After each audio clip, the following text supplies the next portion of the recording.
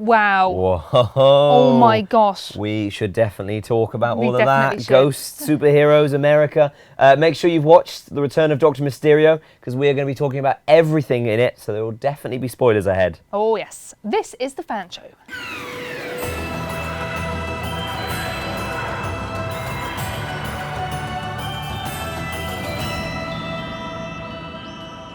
Merry Christmas and welcome to the Fan Show. I'm Christel D. And I'm Luke Spillane. And you join us here on the planet Festivus 4, which is the Christmas planet invented by showrunners. Yeah, the snows upwards, and it's Christmas Day every day, and we come here every year for our Fan Show holiday break. Yes. Oh yes. So, The Return of Doctor Mysterio. How good was that? So much fun. I loved it. So I much think fun. it might have been one of my favourites in years. Yeah. We finally got Doctor Who does superheroes. Now, I'm not the hugest expert on superheroes. I know what a Superman is. I know what a Spider-Man is. Yeah, but, spot them in a lineup. Yeah. But you are a big fan of superheroes. You've seen the comics, like you've seen a lot of films. Yes. Yep. So, like, how was this for you in terms of superhero story? You can enjoy it if you don't know about Yeah. superheroes. You just superhero concept. That's it. Like that's all you need to know. But also, if you are a fan, like the stuff that is in it, like the influences and the references and stuff I was like that. going to say, like, was there like a lot of references that you spotted? Like, So as a many, fan? like even if it's just like Grant's bedroom wall and you can see like Batman next to a Spider-Man poster, like, you know, these are true comic book fans who actually like DC and Marvel, and then there's like a Defenders poster, and I think even stylistically, they've made it look like an American superhero sort of TV show, down to the amazing split screen sequence that we had, where you had like the comic book panels, it looks and all fantastic. of that, which to me, like, this episode looks so much so unlike any of the other Doctor Who episodes, in the way that it was lit and the way that it was shot and the setting and the sets that they used, which I believe is in Bulgaria. Yeah, they shot the New York externals in Bulgaria. How cool is that? Like, on an amazing New York set. Like, it looks the part. That's the great thing. It looks like another spin-off from the CW DC television shows. It looks like a comic book film with the whole like comic book panels. The original Hulk film from a few years ago did it, where it was lots of like panning out of panels and going back in. I love that when they're on the phone, and Justin Chatwin as the Ghost, great as Grant. Yeah. Feels like he would be genuinely cast in an American superhero show. The same with Dr. Sim. He very much feels like a villain that would be in an Avengers film or television show or or whatever. James Bond or something. Very stereotypical. Yeah, I but think. it feels right, and I think he did a great job. Yeah, It was I think very good. And then even his demise at the end, when you see the brains left his God, like, she's straight in the eyes, and it's no one's at home. I couldn't work at unit. I couldn't like. I just like. I mean, You would not pass probation. I would not. Crystal, we've got an empty head on level 4.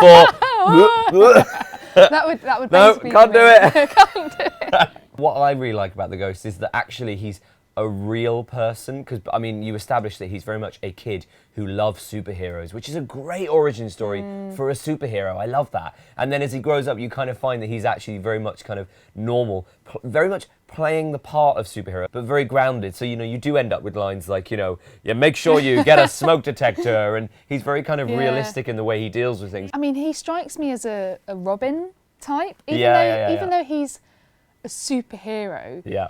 He's just really quite gentle and quite like he says one of his first lines is that, you know, he won't cause sort of like massive amounts of harm or damage, but he's fine with a few injuries, but he's not actually going to go around like, you know, and he's not dark like Batman, even though he wears like a black costume. I loved seeing the Harmony Shoal again after last year with that amazing effect again. I loved that last year in the Husbands of River songs. It was so good to see that. The second his head started slipping, I was like, oh. Because I think like mainly because the effect is so good. It's so good. It's that combination of like CG keeping the actor's face, but then with the actual such a physical and tangible prosthetic that has this head just plopping over. And I think Stephen had a lot more fun with it this time. I mean, why not keep the gun in your pocket? Like, also storing a gun in your head. Like, literally, the man is wearing a suit. Like, you could have put that anywhere. I think they just enjoy it.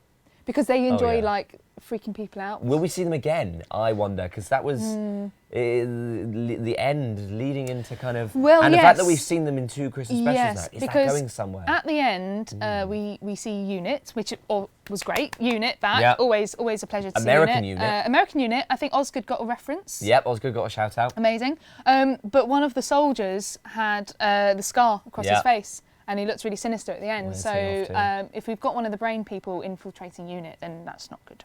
I'm looking forward to next year's episode, the Harmony Shoal invasion and the Harmony Shoal inversion. With lots of brain puns. Yes. Like, you have to stay open-minded and... Series 10. And you have to get ahead in business. Why are we not writing Series 10? I don't know why Stephen hasn't asked us to. I know! God, come on, we've got the idea, Stephen. Yeah.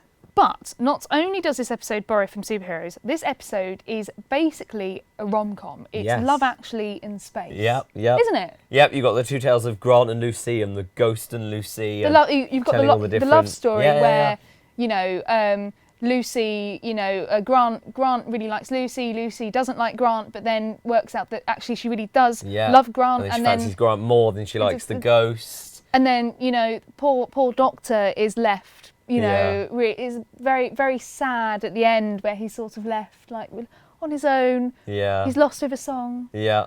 And he's basically, if you've seen Love Actually, he is basically playing the Emma Thompson role. Yes, he so is.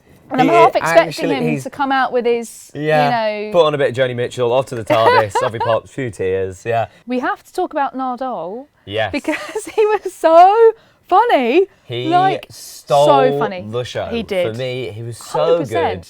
100%. And I think... Comes out of nowhere. He comes out of nowhere. And I think, to be fair, I think a lot of fans didn't see this coming. Yeah. I think it's a relationship we only get every so often in the TARDIS team. And I thought Matt Lucas just gave such a subtle and perfect... subtle, but also not subtle, but just little lines genuinely that cracked us up. Just all of them being like the Ghost, and then just Nardole going, "Hello, the Ghost." Hello, the Ghost. I love him, and I want to see his reaction to everything. I want to see how he reacts to Daleks, to Missy, to whatever. I cannot wait to see more of him. I love him. Well, as I've said previously on the fan show, when we went to the read-through for this episode, I thought that Nardole was a great compliment for the Doctor. Yeah. Compliments the Doctor really well. Yeah, they're a double team. Great double team, and I think the Doctor being quite stern at times, although in this episode a lot more lighter and funnier than he has been in the past. We were here last year when we watched The Husbands of River Song going, he's the Doctor again. Like, he's become the Doctor again. This is so much fun. Well, he has been on this journey, I think, from Series 8 to Series 9 to now. Doctor, but I thought, as soon as the episode started and we saw him dangling at the window, climbing through, he's waving his Sonic about every second. I mean, like, before the opening titles, we saw the Sonic at least twice. He's using this all the time. He's using it now. And like, that makes him, it's like the silhouette, isn't it? The Doctor's back. I mean, in my eyes, I've always thought the Doctor should be warm. I mean, I know, the Doctor changes, from regeneration to regeneration. But one of the things I missed, I have to say, when this Doctor first appeared, was how... that warmth sometimes. It was that warmth just wasn't there. I mean, I think in Series 8, it certainly wasn't there. And I know it was part of, looking back now, I think it's great. It was great to experiment with the darker Doctor, but I think, the warmth just suits this Doctor. Yeah, totally. And also, I have to say, Peter Capaldi as a person is so warm and lovely. And it's lovely to see more of him, He's I think, come through. You're seeing more of himself in the Doctor now. More of himself. I felt like with the Series 8 Doctor and some of the Series 9 Doctor, it was definitely a different character, very different character that he was playing. But now I think it's more in line with actually what he's like. Yeah, totally. So it's lovely to see that. Definitely. Can't wait to see more of the 12th Doctor in Series 10. I can't wait. Well, speaking of the future. Yeah.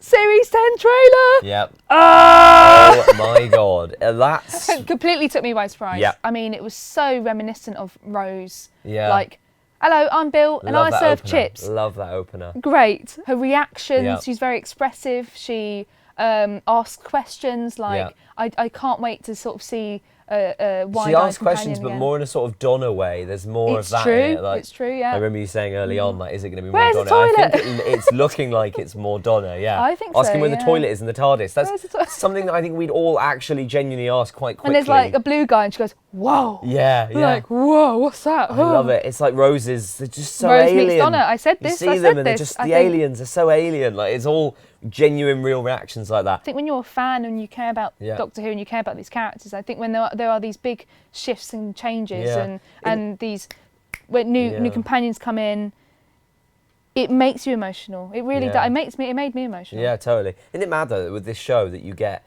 moments where you're like, oh, look at our show that we love and so much, looking so different. Like, some other shows you just kind of want more of the same old, but this show is just like, it looks completely different. Yay! These are the magical moments these are the magical moments that make Doctor Who what it is, I think, and keep Doctor Who going. I cannot wait. Series 10.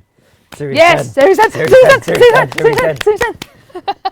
Well, that's what we've got time for this week, and indeed this year. But we will be back in 2017 with a whole new series of Doctor Who. Until then, make sure you subscribe to the official podcast on iTunes for extended discussions, and we are also at soundcloud.com/Doctor Who The Fan Show. And if you haven't already, make sure that you subscribed to the official Doctor Who YouTube channel so you don't miss a video, and if you want, you can watch 1 or 2 extra videos over here. We'll see you next year. Merry Christmas. Bye.